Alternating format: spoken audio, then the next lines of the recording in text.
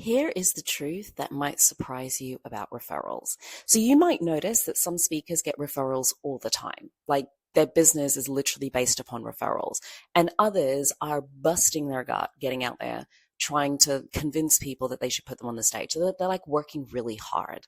And there's nothing wrong with either of those. But I want to talk about the referral side of the business, because who does not want potential opportunities just dropping into their lap? The thing about referrals that I think a lot of people miss is that people can only refer you based on what they remember about you if they can remember you. And often, if I haven't spoken to or seen you or connected with you in 2 years, the version of you I'm remembering may not be the version of you that you want me to remember. Because I don't know about you, but me 2 years ago was a completely different person. Like, what I was focusing on, the skill set that I had as a moderator and host, like it was just totally different. And I'm not in the same place. The gigs I would have taken 2 years ago versus the gigs that I take now are not quite the same. My marketing and positioning has shifted a little bit. I've done more in that time. There's better, sexier things that you could be speaking about. Now, why do I share this with you?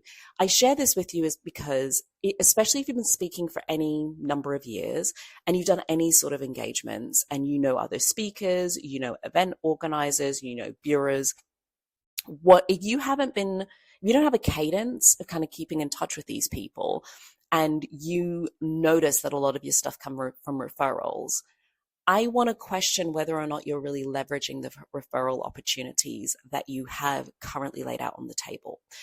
Because if you aren't connecting with those individuals, I would say at least twice a year, they are operating on a very, very old version of you.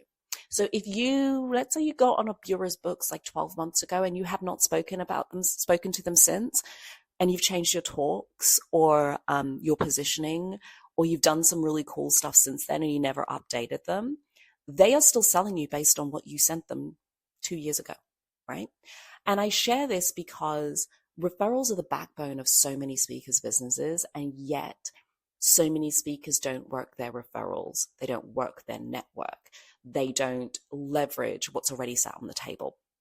So if this is really resonating with you, I would love to invite you to join me to the Blueprint for Paid Speaking Engagements, where I literally teach you how to do this effectively.